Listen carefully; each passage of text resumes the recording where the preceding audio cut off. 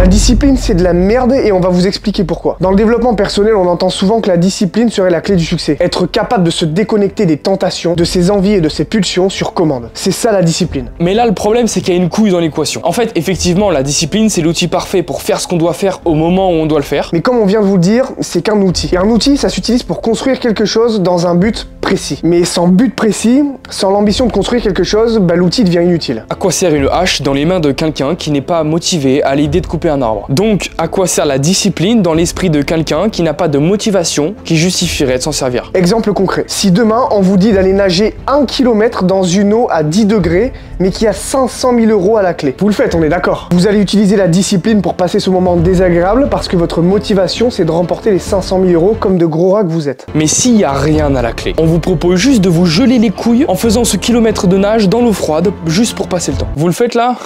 Je crois pas, non. Vous le faites pas parce que vous avez rien qui vous motive à le faire. Donc, vous n'avez aucune raison d'utiliser la discipline. C'est là où le développement personnel fait une grosse erreur. C'est bien la motivation qui fait avancer les choses et qui justifie l'action. Les gens ne peuvent utiliser la discipline que s'ils ont une raison de le faire. Comme l'athlète qui fait preuve de discipline en luttant contre la malbouffe ou l'appel du Netflix jusqu'à 3 h du matin. Au lieu de dire constamment aux gens de se maîtriser, de faire des douches froides ou d'aller pousser à la salle, il vaudrait mieux les aider à trouver un pourquoi. Un objectif long terme qui serait leur motivation profonde et qui justifierait donc l'usage de la discipline. On remarque que les gens les plus indisciplinés sont souvent ceux qui sont le plus perdus dans la vie. Forcément, ils ont même pas pensé à ce qu'ils avaient l'ambition de faire de leur existence, du coup ils ont aucune raison de se faire violence. La vérité dans tout ça, c'est que sans vision claire de ce que vous voulez accomplir, eh ben vous allez juste finir frustré. Vous allez vous forcer quelques jours et puis tout lâcher. Pourquoi? Parce que vous ne savez même pas dans quelle direction aller. Prenez l'exemple d'un marathon. Si vous courez sans savoir où est la ligne d'arrivée, mais chaque kilomètre ça devient un calvaire. Par contre, si vous savez qu'à la fin il y a la médaille qui vous attend, ben en fait chaque foulée a du sens parce que vous êtes motivé à l'idée de gagner cette médaille. Donc avant de parler discipline,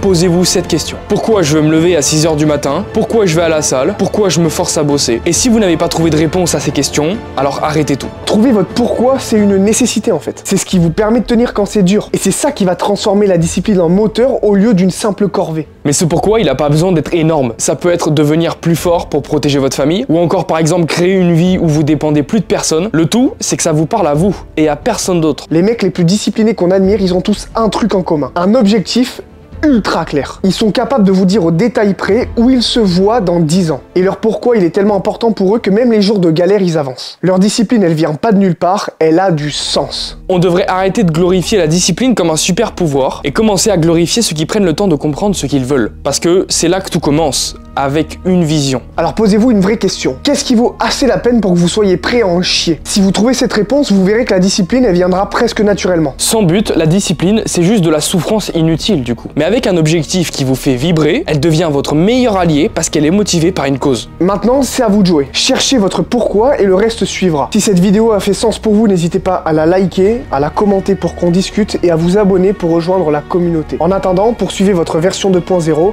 et au lieu de le rêver, faites-le.